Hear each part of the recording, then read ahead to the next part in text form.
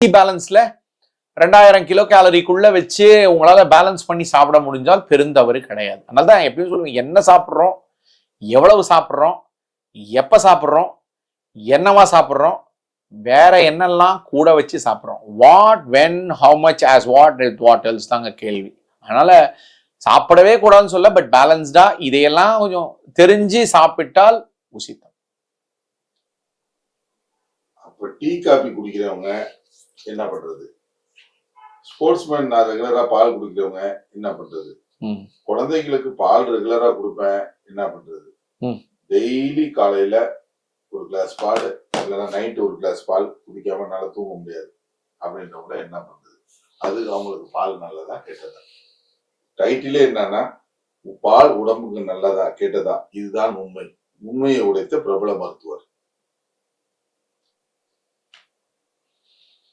பால் குழந்தைங்கள்லாம் சாப்பிடலாமான்னு கேட்டாரு. கட்டாயம் சாப்பிடலாம். அதாவது ஏன்னா அதான் சொன்னேன் இல்லைங்களா, 100ல் 30 பேருக்கு பாலை செரிமானம் செய்யக்கூடிய அந்த லாக்டேஸ்ங்கிற அமிலம் வயிறுல இருக்குங்க. அப்போ அந்த பால் சர்க்கரையான லாக்டோஸை வளரும் குழந்தைகள் சுலபமாக செரிமானம் செய்து விடுவார்கள். அதனால அவங்களோட அந்த செரிமானம் செய்து அது இரத்த சர்க்கரையாக மாறி செல்லுக்குள் சென்று அது உடம்புக்கு தேவையான எரிபொருளான ஏடிபியா மாறும். வளரும் குழந்தைகளுக்கு இந்த ஏடிபிங்கிற எனர்ஜி கரன்சி தான் ரொம்ப முக்கியம்.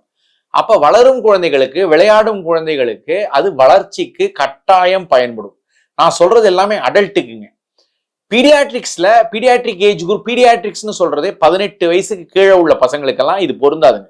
பொம்பளை பசங்களா இருந்தாலும் சரி, ஆம்பளை பசங்களா இருந்தாலும் சரி, 18 வயசு வரைக்கும் உங்களுடைய எரிபொருள் தேவை அதிகமாகுதா கம்மியாகுதா எப்படி டாக்டர் கண்டுபிடிக்கிறது? 2200 சொல்றீங்க, 2000 சொல்றீங்க, எரிபொருளை தேவையை தாண்டறமா குறையறமாங்கிறது கண்டுபிடிக்கணும் அப்படின்னா ரொம்ப சுலபங்க.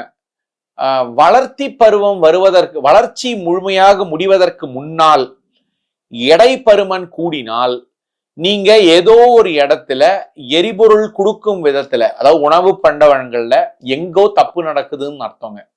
எடை எங்க கூடும் அப்படின்னா ஆண்களுக்கு தொப்பையாகும், ஆம்பளை பசங்களுக்கு தொப்பையாகும். அதுவும் பள்ளிக்கூடம் போற பசங்களுக்கு தொப்பை விழுந்தாலோ இடுப்பு சுருங்கினாலோ, ஆண் பசங்களுக்கு சொல்றேன், ஆண்களுக்கு, பெண்களுக்கு இடுப்பும் தொடையும் பெரிதாகி என்ன வயிறு பெரிதாக ஆரம்பித்தாலே அது எரிபொருள் தேவையை தாண்டி எரிபொருள் உடம்புக்குள்ள போகுதுன்னு அர்த்தங்க. அப்ப எங்கெல்லாம் எரிபொருள் சிக்கனம் செய்ய முடியுமோ அங்கெல்லாம் செய்யணுங்க. அப்போ அந்த எரிபொருள் தேவையில நமக்கு பால் சர்க்கரையும் வருங்க, அவ்வளவுதான். இப்போ நீங்க பால் தான் கொடுக்குறாங்க டாக்டர், 2 முட்டை சாப்பிட்றாங்க டாக்டர், மிச்சப்படி எதுவுமே சாப்பிடல டாக்டர் அப்படின்னா, அப்ப வளர்ச்சி வந்துகிட்டே இருக்கு, அகலம் வரல அப்படின்னா அந்த உடம்புல இருக்கக்கூடிய மைட்டோகாண்ட்ரியாங்கிற அடுப்பு, உடம்பு அடுப்பு, எரிபொருள் உற்பத்தி பண்ணக்கூடிய அடுப்பு, ஃபர்னஸ் ஆஃப் த பாடின்னு சொல்றோம், அது நல்லா வேலை செய்துன்னு அர்த்தங்க. அப்ப நீங்க என்ன எரிபொருள் கொடுத்தாலும் அது உடம்பால ஏடிபியா மாத்த முடியும் வயசு கம்மியா இருக்கும் போது. அப்போ இந்த பால் கொடுப்பதுல பெரும் தவறு இருக்க வாய்ப்பே கிடையாதுங்க. ஆனா 18 வயது ஆணுக்கும் 16 வயசை தாண்டிட்டா பெண்களுக்கும் கட்டாயம் நீங்க அப்பயே நீங்க பாத்தீங்கன்னா, பள்ளிக்கூடம் போற வரைக்கும் எல்லாமே மெல்லிசா இருப்பாங்க. பள்ளிக்கூடம் முடிக்கிற வரைக்கும் நீங்களே பாருங்க, உங்க பிள்ளைங்க காலேஜ் முடிச்சுட்டு வரும்பொழுது எல்லாமே கொஞ்சம் வெயிட் போட்ட மாதிரி இருப்பாங்க. ஆரம்பம் ஃபர்ஸ்ட் இயர்ல ஜாயின் பண்ண பசங்க மாதிரியே, மெடிக்கல் காலேஜ்ல நாங்க பார்ப்போங்க, ஃபர்ஸ்ட் இயர்ல ஜாயின் பண்ண பசங்க மாதிரியே ஃபைனல் இயர்ல இருக்க மாட்டாங்க. எல்லாரும் வெயிட் போட்டுருக்காங்க, எல்லாரும் யூனிவர்சலா வெயிட் போடுவாங்க. ஏன்னா எரிபொருள் செலவினமே இருக்காது. 18 வயசுக்கு வரை எரிபொருள் செலவினம் தானாகவே இருக்கும். ஏன்னா வளர்ச்சிக்கு பயன்படுற எரிபொருளே அவ்வளவு செலவு பண்ணும். அதனால எரிபொருள் செலவினம் ஈஸியா இருக்கும். 18ல இருந்து 25 வயசு வரைக்கும் எரிபொருள் தேவை நன்றாகவே இருக்கும். ஆனா அப்ப நம்மளுடைய எரிபொருள் தேவையை தாண்டி நம்ம எது உட்கொண்டாலும் அது உடம்புல வெயிட்டா தான். சுகர் ஏறவங்களுக்கு சுகர் ஏறும், சுகர் ஏறாதவங்களுக்கு வெயிட் ஏறுமோ. அதான் சொன்னேன், ஆணுக்கு தொப்பையாகவும் பெண்ணுக்கு தொடையும் இடுப்புமாகவே வரும். கட்டாயம் முடி கொட்ட ஆரம்பிக்கும், முடி நிறைக்கும், தோல் திக்காகும், தோல் சுருங்கும். இதெல்லாம் சின்ன சின்ன எரிபொருள் தேவையை தாண்டி உட்கொள்ளும் எரிபொருளினால் வரக்கூடிய சின்ன சின்ன மாற்றங்கள். இது சட்டிலா தெரியும், பார்க்க வேண்டிய கண்கள் பார்த்தா கட்டாயம் தெரிஞ்சிருங்க அது நடக்குதுங்கிறத. ஸோ பால் சாப்பிடக்கூடாதுன்னு நாங்கள் சொல்ல, வளர்த்தி பசங்க சாப்பிட்டோம், மிச்சவங்களாம் கொஞ்சம் பார்த்து சாப்பிடுங்க.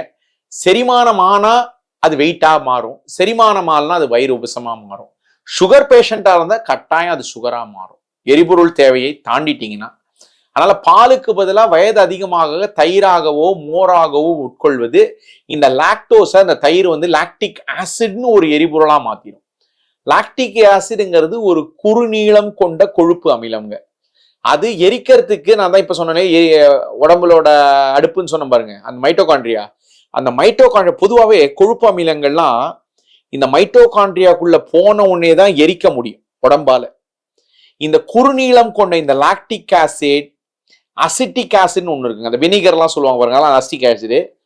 இன்னொன்னு இந்த பட்டர்ல எல்லாம் நல்லதுன்னு சொல்லுவாங்க பாருங்க, பியூட்ரேட், அதுதான் இந்த பியூட்ரிக் ஆசிட். இதெல்லாம் வந்து குறுநீளம் கொண்ட கொழுப்பு அமிலங்கள். இந்த இந்த butyric acid, lactic acid, acetic ஆசிட்லாம் வெறும் 2, 3, 4 கார்பன் கொண்ட கொழுப்பு அமிலங்கள். இதெல்லாம் ஈஸியா தூக்கி கொண்டு செல்பவனே இல்லாமல் மைட்டோகாண்ட்ரியாக்குள்ள நுழையும். அதாவது டிரான்ஸ்போர்ட்டர் மெக்கானிசமே வேணாங்க. அப்படியே இந்த 3 கொழுப்பு மட்டும், இந்த butyric acid, lactic acid, acetic acid மட்டும் இந்த எரிபொருளை எரிக்கக்கூடிய மைட்டோகாண்ட்ரியாக்குள்ள ஈஸியா நுழைஞ்சிருவான். யாருமே ஹெல்ப்பர் வேணாம். மிச்ச எல்லா கொழுப்பு அமிலத்துக்கும் ஒரு ஹெல்ப்பர் வேணும், கார்னட்டின்னு ஒண்ணு வேணுங்க. அதனால இந்த 3 கொழுப்பு மட்டும் கொஞ்சம் இருந்தா, குறுநீளம் கொண்ட கொழுப்புங்கிறதுனால அந்த எரிப்பானான மைட்டோகாண்ட்ரியாக்குள்ள ஈஸியா நுழைஞ்சு எரிபொருள் எரிக்கப்பட்டு உடம்புக்கு தேவையான ஏடிபியா மாதிரி உடம்பு எடுத்துக்குங்க. அதனால வந்து இந்த மாதிரியான பதார்த்தங்கள், அதனால தயிர் மோர் ஓகே, அதனால தான் தயிர் மோர் பழைய சோறுன்னு சொல்லுவாங்க. அதனால இதெல்லாம் சாப்பிட்டீங்கன்னா உடம்புக்கு வந்து ஆரோக்கியமும் இருக்கும், எடையும் வராது, சுகருக்கும் நல்லது.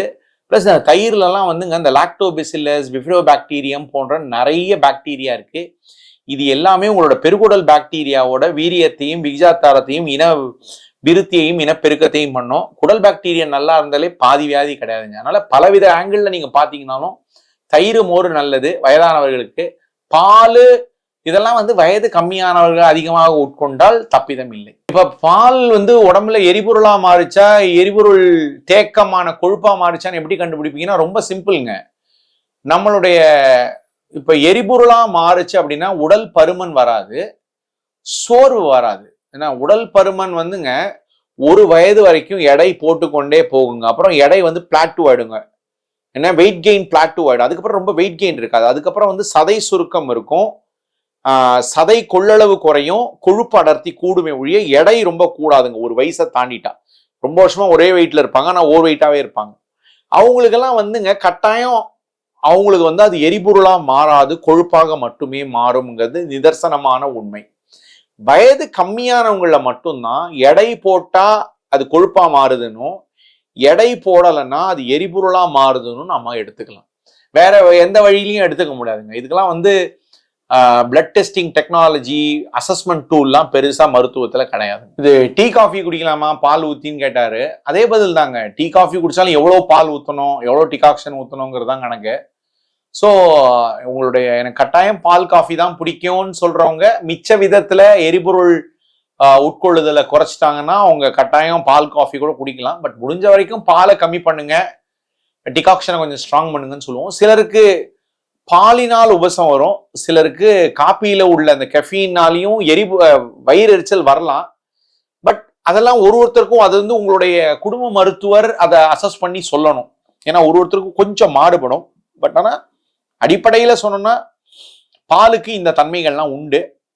அதனால இதையெல்லாம் மனதில் வைத்துக்கொண்டு நம்ம வந்து டீ குடிக்கலாமா காஃபி குடிக்கலாமாங்கிறதெல்லாம் நம்மளே கொஞ்சம் தான் உணர்தல் இருக்கணும்.